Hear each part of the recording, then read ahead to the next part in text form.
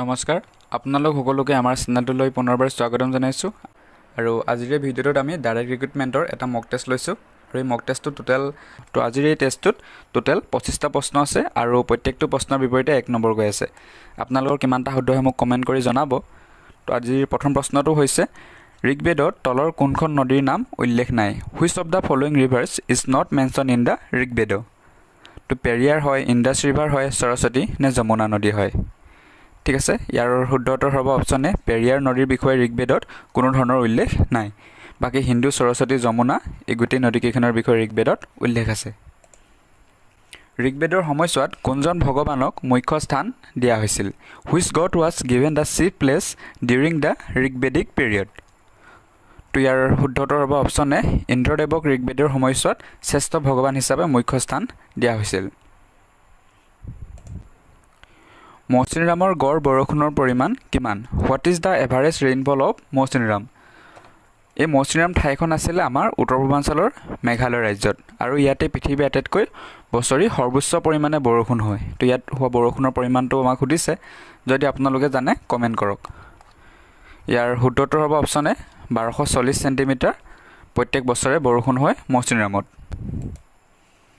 অসমৰ কোনখন জিলাত সৰ্বাধিক ধান উৎপাদন হয় which district is the largest producer of paddy in Assam ইয়াৰ শুদ্ধ উত্তৰ হ'ব অপচন ডি কামৰূপ ৰুৰেল বা কামৰূপ গ্ৰাম্যত অসমৰ আটাইতকৈ সৰ্বাধিক পৰিমাণে ধান উৎপাদন হয় হৰপ্পা সভ্যতা কিমান চনত আৱিষ্কৃত হৈছিল in which year was the Harappan civilisation discovered ইয়াৰ শুদ্ধ উত্তৰ হ'ব অপচন এ 1921 চনত হৰপ্পা সভ্যতা আৱিষ্কাৰ হৈছিল in 1921 the Harappan civilisation was discovered পৃথিৱীৰ মুঠ পানীৰ কিমান শতাংশ লিনিয়া what percentage of the earth's total water is saline তো পৃথিৱীৰ আটাইতকৈ বেছি পৰিমাণৰ পানীখিনি আমাৰ যি 5খন মহাসাগৰ আছে সেই 5খন মহাসাগৰতে আছে আৰু আমি জানো যে এই মহাসাগৰৰ পানীবোৰ লুনিয়া গতিকে যদি আমি অপচন 6তে চাওঁ তেন্তে আটাইতকৈ বেছি পৰিমাণৰ অপচনটো দিয়া আছে অপচন এ 97.5% গতিকে ইয়াৰ পৰা আমি কমন সেন্স লগাইও ইয়াৰ অপচনটোৰ কথা আমি ক'ব পাৰোঁ যে 97.5% পৃথিৱীৰ মুঠ পানীৰ লুনিয়া গোলকীয় উত্তাপ বৃদ্ধিৰ ফলত তলৰ কোনটো সংঘটিত হয় which of the following occurs as a result of global warming যদি আপোনালোকে জানে কমেণ্ট কৰক খাদ্যৰ অনাটন হয় অনাবৃষ্টি জলবায়ুৰ পৰিৱৰ্তন নে মুদ্ৰাৰ পৰিৱৰ্তন তো এইটোতো নহয় চেঞ্জ ইন কাৰেঞ্চিটো কেতিয়াও গ্ল'বেল ৱাৰ্মিঙৰ ৰিজাল্ট হ'ব নোৱাৰে তো ইয়াৰ শুদ্ধ উত্তৰ হ'ব option C climate change is a result of global warming তো গোলকীয় উত্তাপ বৃদ্ধিৰ ফলত জলবায়ুৰ পৰিৱৰ্তন where did the battle of Patharughat take place পথুৰাঘাটৰ ৰণ ক'ত সংঘটিত হৈছিল তো কেতিয়া সংঘটিত হৈছিল সেইটোতো আমি জানো যে 1896 চনত হৈছিল পথুৰাঘাটৰ ৰণ আৰু ইয়াৰ কোনখন ডিষ্ট্ৰিক্টত হৈছিল ইয়াৰ শুদ্ধ উত্তৰ হ'ব অপচন ডি দৰং ডিষ্ট্ৰিক্ট বা দৰং জিলাত পথুৰাঘাটৰ ৰণ হৈছিল বামুণী কোঁৱৰৰ আহোম নাম কি আছিল what was the Ahom name of Bamuni Konwar তো বামুণী কোঁৱৰ এটা আহোম স্বৰ্গদেউজনৰ নিকনেম আছিল তো তেওঁ কোন আছিল তো ইয়াৰ শুদ্ধ উত্তৰ হ'ব অপচন চি চুডাংফা বামুণী কোঁৱৰৰ এটা আহোম নাম আছিল কোন স্বৰ্গদেউৰ ৰাজত্বকালত ধোদৰ আলি নিৰ্মাণ হৈছিল during the reign of which Ahom king Dhodar Ali was build তো এইটো মই কমিউনিটিত সুধিছোঁ আপোনালোক সকলোৱে ইয়াৰ শুদ্ধ উত্তৰেই দিছে প্ৰায়বোৰ মানুহে তো ইয়াৰ শুদ্ধ উত্তৰ পৰা অপচন চি গদাধৰ সিংহৰ দিনত ধোদৰ আলিটো নিৰ্মিত হৈছিল গায়ত্ৰী মন্ত্ৰ কোনে ৰচনা কৰিছিল হু কম্প'জ দ্য গায়ত্ৰী মন্ত্ৰ বিশ্বামিত্ৰ ইন্দ্ৰ ৰজা পৰীক্ষিত নে বশিষ্ঠ ঠিক আছে ইয়াৰ শুদ্ধ উত্তৰ হ'ব অপচন এ বিশ্বামিত্ৰই গায়ত্ৰী মন্ত্ৰটো ৰচনা কৰিছিল নালন্দা বিশ্ববিদ্যালয় কোনখন ৰাজ্যত অৱস্থিত Nalanda university is located in which state of India তো ইয়াৰ শুদ্ধ উত্তৰ হ'ব অপচন এ বিহাৰ ৰাজ্যত নালন্দা বিশ্ববিদ্যালয়খন অৱস্থিত কাজিৰঙা ৰাষ্ট্ৰীয় উদ্যানক কিমান চনত বিশ্ব ঐতিহ্য স্থান হিচাপে ঘোষণা কৰা হৈছিল in which year Kaziranga national park considered as a world heritage site তো এই ৱৰ্ল্ড হেৰিটেজ ছাইট বা বিশ্বৰ ঐতিহ্য ক্ষেত্ৰসমূহ ইউনেস্কোৱে স্বীকৃতি দিয়ে তো কাজিৰঙাক কেতিয়া স্বীকৃতি দিছিল এইখিনিতে মই আপোনালোকক কৈ থওঁতে কাজিৰঙাক যেতিয়া স্বীকৃতি দিছিল তেতিয়া আমাৰ অসমৰে মানস ৰাষ্ট্ৰীয় উদ্যানখনকো ইউনেস্কোৱে বিশ্ব ঐতিহ্য ক্ষেত্ৰ হিচাপে ঘোষণা কৰিছিল তো এই চনটো আছিল অপচন এ 1985 চনত অসমৰ এখন বৃহৎ নদী বৰাকৰ মুঠ দৈৰ্ঘ্য কিমান what is the total length of Barak river ঠিক আছে বৰাক নদীৰ টোটেল লেংথ আছিল এবাউট 900 কিলোমিটাৰ বা প্ৰায় 900 কিলোমিটাৰ আছিল বৰাক নৈৰ মুঠ দৈৰ্ঘ্য তো মই ইয়াত আপোনালোকক কমিউনিটিত কৈছিলোঁৱে যে ৰিজনিঙৰ লগতে মেথছৰো কেইটামান কুৱেশ্যন লৈছোঁ, গতিকে ইয়াৰ পৰা মেথছৰ বা ৰিজনিঙৰ কেইটামান কুৱেশ্যন লৈছোঁ। তো নদীৰ পাত অনুপাত যদি নৈ হয়, সমানুপাত উপকূল অনুপাত কি হ'ব? নৈৰ কাষতে আছে নৈ পাৰ, গতিকে উপকূল কিহৰ পাৰত থাকিব? এইটো নিশ্চয় অপশ্যন বি হ'ব, সাগৰৰ পাৰতে উপকূল থাকে। ঠিক আছে, তো এনেকুৱা ধৰণৰ মেণ্টেল ৰিজনিং কিছুমানো আহে। এতিয়া চাওক, ক্ৰিকেট অনুপাত বেট সমানুপাত হকী অনুপাত কি হ'ব? ক্ৰিকেটত যিটো বল ব্যৱহাৰ কৰা হয়, সেই বলটো কোবাবলৈ বেট ব্যৱহাৰ কৰা হয়, গতিকে হকী খেলতো এটা বল ব্যৱহাৰ কৰা হয়, সেই বলটো কোবাবলৈ কি ব্যৱহাৰ কৰা হয়?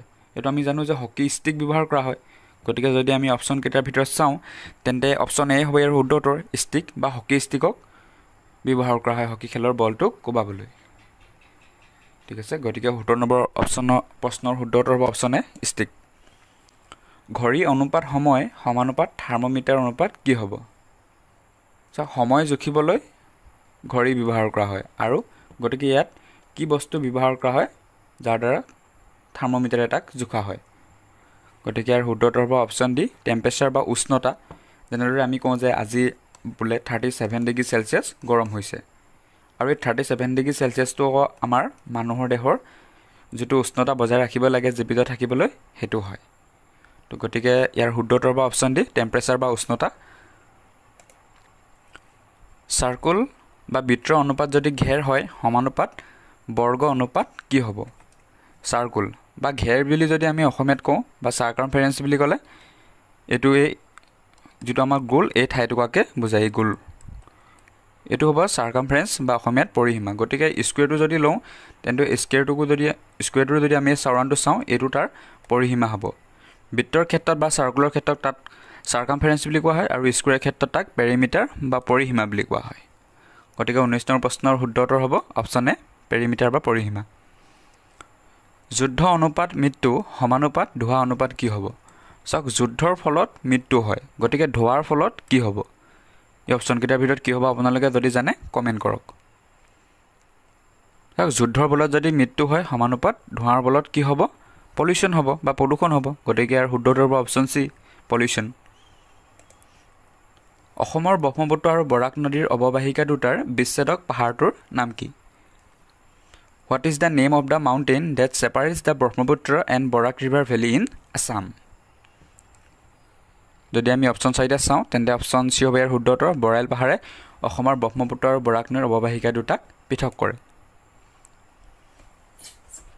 চাওক, এইটো এটা খুব ইম্পৰ্টেণ্ট কুৱেশ্যন। এনেকুৱা ধৰণৰ প্ৰশ্নবোৰ আছাম গভৰ্ণমেণ্টৰ এক্সামত আহিছে ৰিজনিঙৰ। দয়া হেজ ব্ৰাদাৰ অনিল।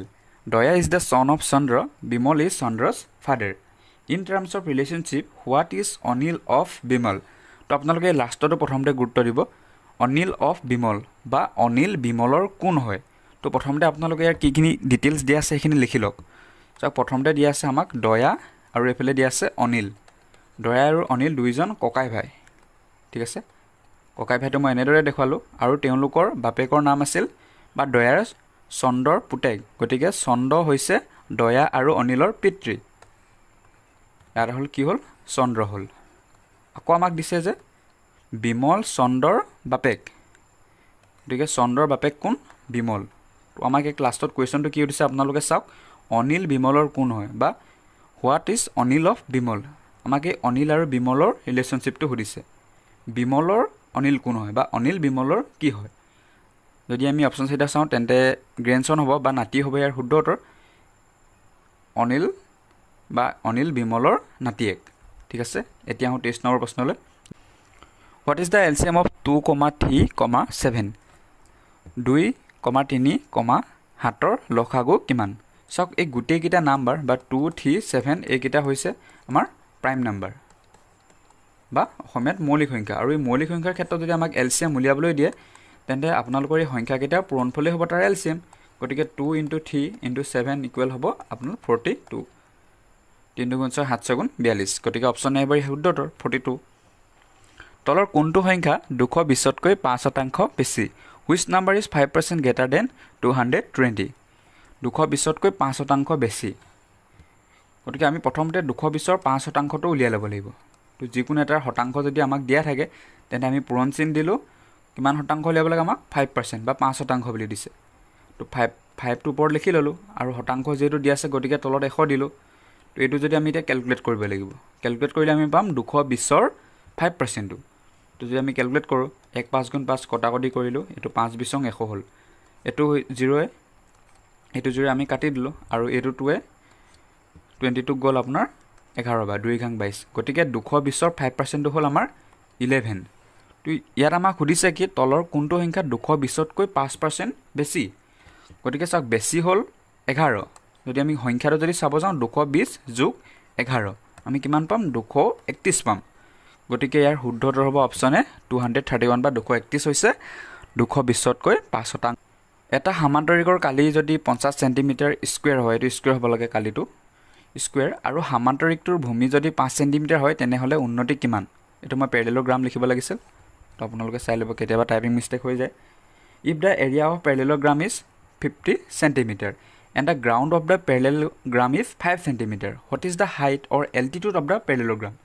তো প্ৰথমে আপোনালোকে পেৰেলেলোগ্ৰাম বা সামান্তৰিকটো চাই লওক চাওক সামান্তৰিকৰ বিপৰীত বাহুডাল এইডালক ক'ব আপোনালোকৰ বিপৰীত বাহু এই বিপৰীত বাহুডাল সমান আৰু সমান্তৰাল এইডাল আৰু এইডাল সমান আৰু সমান্তৰাল তো এইটোক কোৱা হয় আপোনাৰ ভূমি বা গ্ৰাউণ্ড বুলি কোৱা হয় আৰু এইটোক উন্নতি বা হাইট বা এল্টিটিউড বুলি কোৱা হয় সামান্তৰিকৰ কালিৰ ক্ষেত্ৰত আপোনালোকে এটা কথা মনত ৰাখক এৰিয়া বা অসমীয়াত কালি সমান আপোনাৰ h ইনটু b এইচটো হ'ব আপোনালোকৰ উন্নতি বা অসমীয়াত উন্নতি হয় আৰু এইটো হৈছে b টো মানে হৈছে আপোনালোকৰ ভূমি ঠিক আছে এৰিয়া আমাক দিয়া আছে 50 সেন্টিমিটাৰ স্কুৱেৰ আৰু হাইটটো আমাক উলিয়াব লাগে আমি এজ ইট ইজ লিখি দিলোঁ আৰু আমাক ভূমিটো বা গ্ৰাউণ্ডটো দিয়া আছে 5 সেন্টিমিটাৰ তো ইয়াত আমি এইচৰ ভেলুটো উলিয়াব লাগে তো এইচৰ ভেলু কিমান আমাৰ কিমান হ'ল 50 হ'ল এই সেন্টিমিটাৰটো ইয়াৰ লগত এটা সেন্টিমিটাৰ থাকিব ইয়াৰ লগত এটা সেন্টিমিটাৰ থাকিব তো সেন্টিমিটাৰ আমি কাটি দিব পাৰিম তো ইয়াত থাকিব তললৈ আহিব 5 আৰু হাইটটো হ'ব কিমান হৈ গ'ল ইকুৱেল 10 সেন্টিমিটাৰ থাকি গ'ল ঠিক আছে গতিকে ইয়াৰ শুদ্ধ উত্তৰ অপচন এ 10 সেন্টিমিটাৰ হ'ব আমাৰ পেৰেলেলোগ্ৰামটো হাইট বা এল্টিটিউড ঠিক আছে আজিলৈ ইমানে যদি আপোনালোকে ভিডিঅ'টো চাই ভাল পালে তেন্তে আমাৰ চেনেলটো ছাবস্ক্ৰাইব কৰি দিব যদি কোনোবা লগৰ বন্ধু বান্ধৱীয়ে আসাম গভৰ্ণমেণ্টৰ এক্সামৰ বাবে প্ৰিপেৰেশ্যন কৰি আছে তেওঁলোকলৈও চেনেলটো শ্বেয়াৰ কৰি দিব আৰু আপোনালোকে আজিৰ মক টেষ্টটো টোটেল কিমান নম্বৰ পালে মোক কমেণ্ট কৰি জনাবলৈ নাপাহৰিব তো আজিৰ প্ৰথম প্ৰশ্নটো হৈছে from which of the following place the Ahom came তলত উল্লেখ কৰা কোন ঠাইৰ পৰা আহোমসকল আহিছিল আহোমসকল আহিছিল ব্ৰহ্মপুত্ৰ উপত্যকালৈ বা অসমলৈ আহিছিল 1228 খ্ৰীষ্টাব্দত তো তেওঁলোক ক'ৰ পৰা আহিছিল ঠিক আছে এই অপশ্যনকেইটা দিয়া কোনকেইখন ঠাইৰ পৰা তেওঁলোক অসমলৈ আহিছিল ইয়াৰ শুদ্ধ উত্তৰ হ'ব অপশ্যন ডি মংমাও ইন চাইনা বা চীনৰ মংমাও নামৰ ঠাইৰ পৰা আহোমসকল অসমলৈ আহিছিল বিৰুদ্ধে যুঁজি মূলা গাভৰুৰ মৃত্যু হৈছিল মূলা গাভৰু ডাইড ফাইটিং এগেইনষ্ট ঠিক আছে কাৰ এগেইনষ্টত ফাইট কৰি মূলা গাভৰু মৃত্যু হৈছিল যদি আমি অপশ্যন চাইতে চাওঁ তেন্তে অপশ্যন চি হ'ব ইয়াৰ শুদ্ধ উত্তৰ তুৰ্বক খানৰ বিৰুদ্ধে যুঁজি মূলা গাভৰুৰ মৃত্যু হৈছিল আৰু এই মূলা গাভৰুৰ স্বামীজনৰ নাম আছিল ভাচাংমু বৰগোহাঁই তেতিয়া আহোঁ 3 নম্বৰ প্ৰশ্নলৈ এইডছ ৰোগৰ কাৰণ কি এইডছ ইজ কজড বাই তো এনেকুৱা ধৰণৰ প্ৰশ্ন আসাম গভৰ্ণমেণ্টৰ এক্সামত প্ৰায় আহে তো এই কুৱেশ্যনসমূহ এটা ইম্পৰ্টেণ্ট হয় তো বেক্টেৰিয়াৰ বাবে হয় ফাংগাছ ভাইৰয়েডছ নে ভাইৰাছৰ বাবে এইডছ ৰোগ হয় যদি আপোনালোকে জানে কমেণ্ট কৰক তো ইয়াৰ শুদ্ধ উত্তৰ হ'ব অপশ্যন ডি ভাইৰাছৰ বাবে এইডছ ৰোগ হয় তো এইডছ এবিধ সংক্ৰামক ৰোগ ঠিক আছে এইডছৰ সম্পূৰ্ণ নামটো হ'ব একুৱায়াৰ্ড ইমিউনো ডেফিচিয়েঞ্চি চিণ্ড্ৰম আৰু এই HIV কজ কৰা ভাইৰাছটো এইডছ কজ কৰা ভাইৰাছটো হৈছে আপোনালোকৰ HIV বা হিউমেন ইমিউনো ডেফিচিয়েঞ্চি ভাইৰাছ তো এই ফুল মিনিং কেইটা আপোনালোকে মনত ৰাখি থ'ব ভিটামিনে তেজ গোট মৰাত সহায় কৰে which of the following vitamins AIDS in blood clotting ঠিক আছে ব্লাড ক্লট কৰাত কোনটো ভিটামিনে আমাক হেল্প কৰে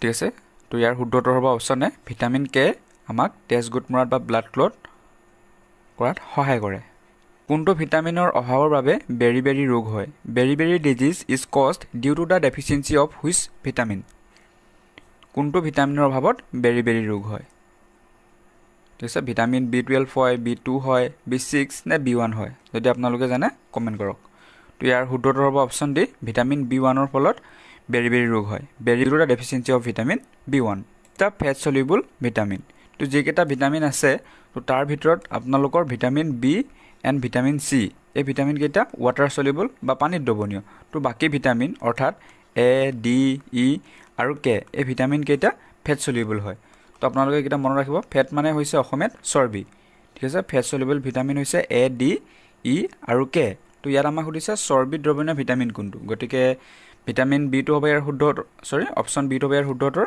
ভিটামিন কে চৰ্বিত দ্ৰৱণীয় আৰু পানীত দ্ৰৱণীয় ভিটামিন দুটা হৈছে ভিটামিন বি আৰু চি ৰাষ্ট্ৰসংঘ কেতিয়া প্ৰতিষ্ঠা হৈছিল when did the United Nations establish তো এটা খুব ইম্পৰ্টেণ্ট প্ৰশ্ন হয় তো এইটো আমাৰ ক্লাছ 10 ৰ সমাজ বিজ্ঞানত আছে ৰাষ্ট্ৰসংঘৰ বিষয়ে তো আপোনালোক সকলোৱে কৈ আছিল যে সমাজ বিজ্ঞানৰ কুৱেশ্যন লগ হেয়ে মই কুৱেশ্যন কেইটা ইনক্লুড কৰিছোঁ ইয়াত তো ইয়াৰ শুদ্ধ উত্তৰ হ'ব অপশ্যন বি 1945 চনৰ ৰাষ্ট্ৰসংঘ প্ৰতিষ্ঠা হৈছিল 1945 চনৰ 24 অক্টোবৰত ঠিক আছে নহয় এইটো India became A member of United nation ঠিক আছে ইণ্ডিয়া কেতিয়া ইউনাইটেড নেশ্যন বা ৰাষ্ট্ৰসংঘৰ সদস্য হৈছিল 1945 চনত হৈছিল 47 চনত হৈছিল নে 1950 চনত হৈছিল নে 1944 চনত হৈছিল তো ইয়াৰ শুদ্ধ উত্তৰ হ'ব অপশ্যন এ 1945 চনত অৰ্থাৎ যেতিয়া ৰাষ্ট্ৰসংঘ এষ্টাব্লিছ হৈছিল বা ইউনাইটেড নেশ্যন এষ্টাব্লিছ হৈছিল তেতিয়াই ভাৰতবৰ্ষ এই ৰাষ্ট্ৰসংঘৰ সদস্য হৈছিল নিউটন কিহৰ একক Newton is the unit of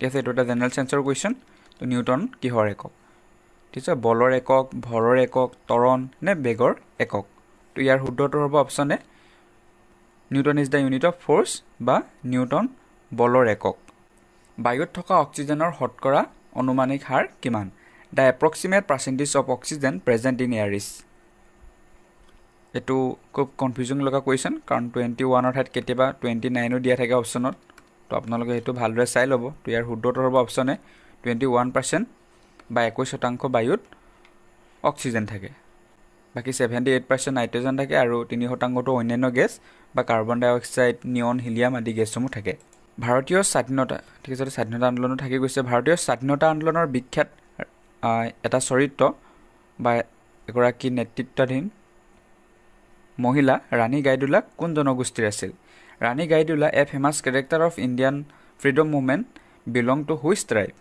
ঠিক আছে এইটো যোৱাবাৰ এছআই এক্সামতো আহিছে তো এটা খুব ইম্পৰ্টেণ্ট কুৱেশ্যন হয় যেহেতু এবাৰ এক্সামত চেবাই কণ্টাক্ট কৰিব তো ইয়াৰ শুদ্ধ উত্তৰ হ'ব option B the Naga tribes of Assam ঠিক আছে ৰাণী গাইডুলা অসমৰ নগা জনগোষ্ঠীৰ এগৰাকী মহিলা আছিল ভাৰতৰ এখন ৰাজ্যৰ প্ৰথম মহিলা ৰাজ্যপাল কোন আছিল ঠিক আছে who was the first women government state in free India স্বাধীন ভাৰতৰ প্ৰথম মহিলা ৰাজ্যপাল কোন আছিল ঠিক আছে ইয়াৰ শুদ্ধ উত্তৰ হ'ব অপশ্যন এ সৰোজিনী নাইডু আৰু এই সৰোজিনী নাইডু পোন প্ৰথমবাৰৰ বাবে উত্তৰ প্ৰদেশৰ ৰাজ্যপাল হৈছিল বা গভৰ্ণৰ হৈছিল হু বিল দ্য জয়দল ৰুদ্ৰসিংহই কৰিছিল শিৱসিংহই গদাপানী নে নান অফ দ্য দিছ বা এইবোৰৰ কোনোটোৱে নহয় ঠিক আছে ৰুদ্ৰসিংহই জয়দলটো বনাইছিল ৰুদ্ৰসিংহ বিল দ্য জয়দল ৰুদ্ৰসিংহৰ মাতৃ আছিল জয়মতী কুঁৱৰী সেয়েহে জয়মতীৰ স্মৃতি বা মাকৰ স্মৃতিত ৰুদ্ৰসিংহই জয়দলটো নিৰ্মাণ কৰিছিল বছৰত শৰাইঘাটৰ যুদ্ধ হৈছিল in which year the battle of Saraighat was ফট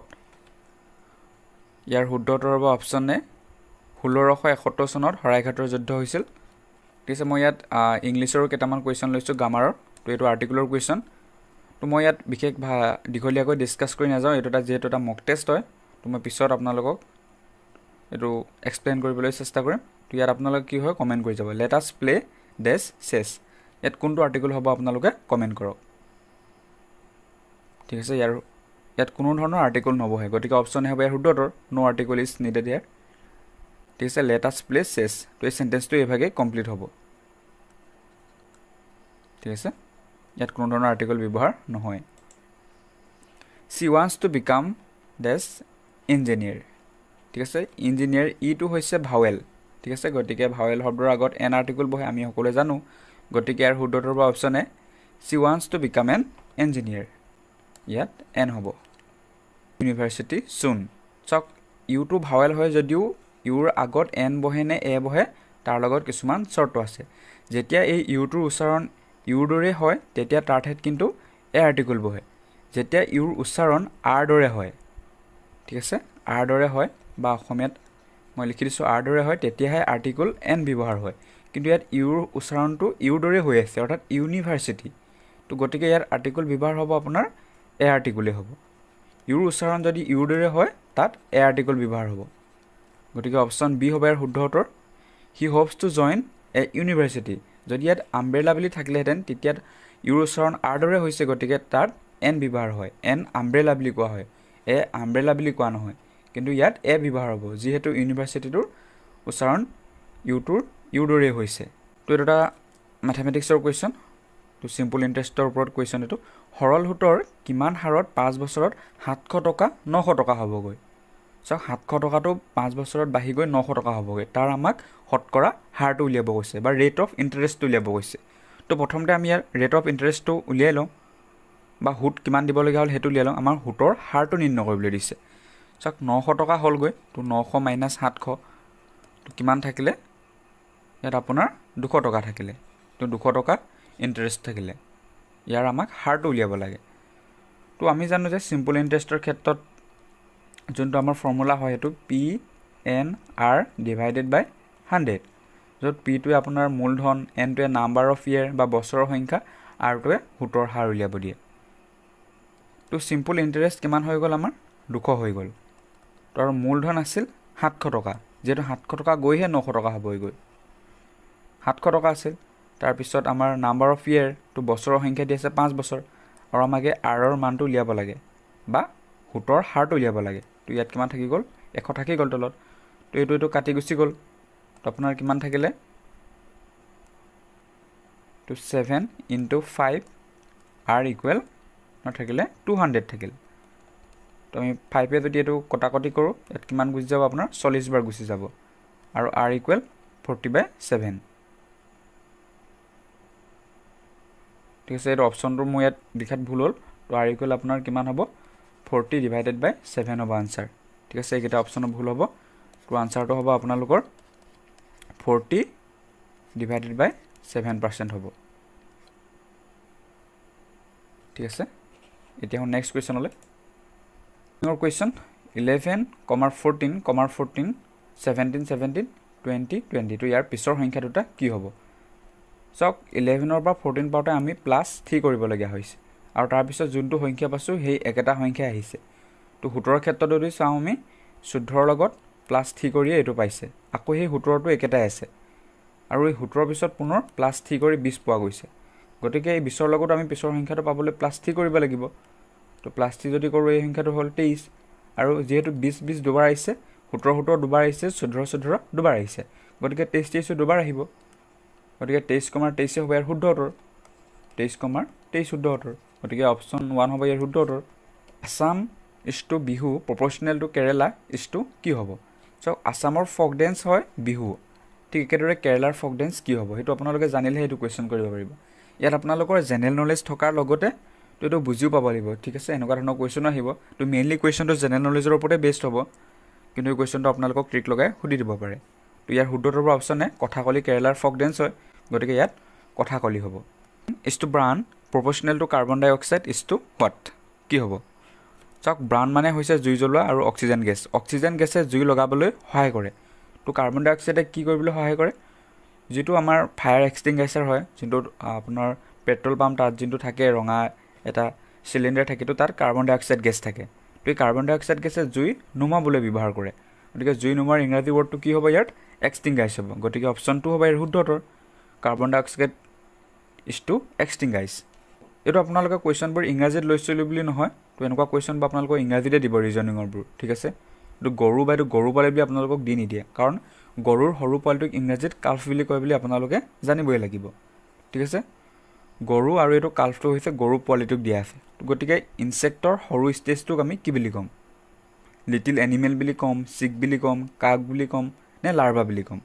ঠিক আছে, আপোনালোক সকলোৱে জানে এইটো লাৰ্ভা বুলি কোৱা হয়। যিসকল ছায়েন্সৰ বেকগ্ৰাউণ্ডৰ হয় তেওঁলোকে জানে, আৰু যিসকল ছায়েন্সৰ বেকগ্ৰাউণ্ডৰ নহয় তেওঁলোকেতো মনত ৰাখিব, এইটো কুৱেশ্যন খুব ৰিপিট হৈ থাকে। ঠিক আছে, এইটো খুব ইম্পৰ্টেণ্ট প্ৰশ্ন হয়। ঠিক আছে, আপোনালোকে ভালদৰে মনত ৰাখি যাব এই কুৱেশ্যনবোৰ। তো ইনচেক্টৰ ইয়াত কি হ'ব? আপোনালোকৰ লাৰ্ভা হৈ যাব, কাৰণ এতিয়াতো আপোনালোকে আৰিহান্তৰ ৰিজনিঙৰ বুক ছল্ভ কৰি লাভ নাই, এক্সাম পালেহিয়ে। চাওক, প্ৰথমতে যেতিয়া এনেধৰণৰ 3টা ৱৰ্ডৰ দিয়া থাকিব, আপোনালোকে প্ৰথম আখৰটোৱে চাই যাব। ইয়াত প্ৰথম আখৰ আছে এছ, ইয়াত টি আছে, ইয়াত ইউ আছে। চাওক এছ টি ইউ, এইটোতো এলফাবেটৰ ছিৰিজটোতে গৈ আছে, PQRSTU। তো ইয়াৰ পিছত কি হ'ব? আপোনালোকৰ ভি হ'ব, কাৰণ ভি হোৱাৰ পিছত আকৌ ইয়াত ডব্লিউ আছে। তো আমি প্ৰথম ৱৰ্ডটো সৰি প্ৰথম এই বৰ্ণমালা যোনটো এলফাবেট আছিলে সেইটো চাই ল'লোঁ। এতিয়া মিডল এলফাবেটটো চাওঁ। চাওক চি পিছত ই আছে, কিন্তু ইয়াত ডিটো মাইনাছ হৈ গ'ল, গতিকে এটা এটা এলফাবেট এৰি এৰি গৈছে।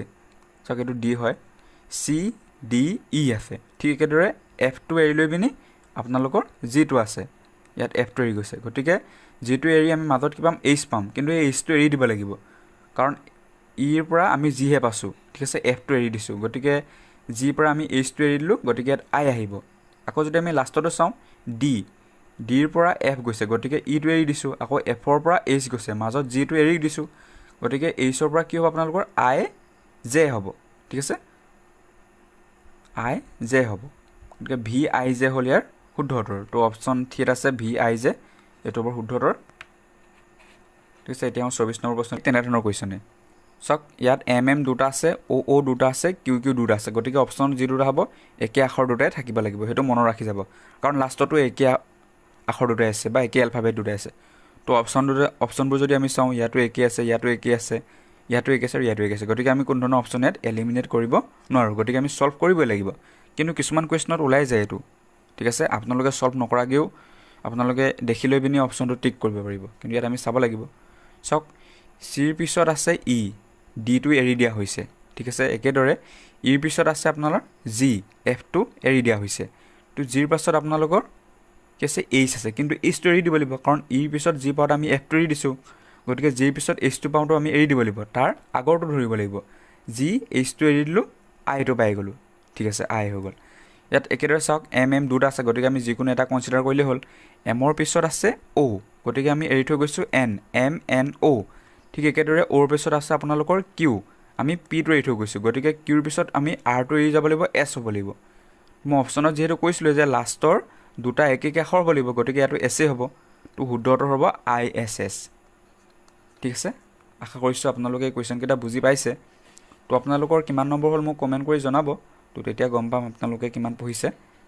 তো আজিলৈ ইমানে। আপোনালোকে ভিডিঅ'টো চাই ভাল পালে তেন্তে আমাৰ চেনেলটো ছাবস্ক্ৰাইব কৰি দিব। যদি কোনোবা লগৰ বন্ধু বান্ধৱীয়ে আছাম গভৰ্ণমেণ্টৰ এক্সামৰ বাবে প্ৰিপেৰেশ্যন কৰি আছে, তেওঁলোকলৈও চেনেলটো শ্বেয়াৰ কৰি দিব।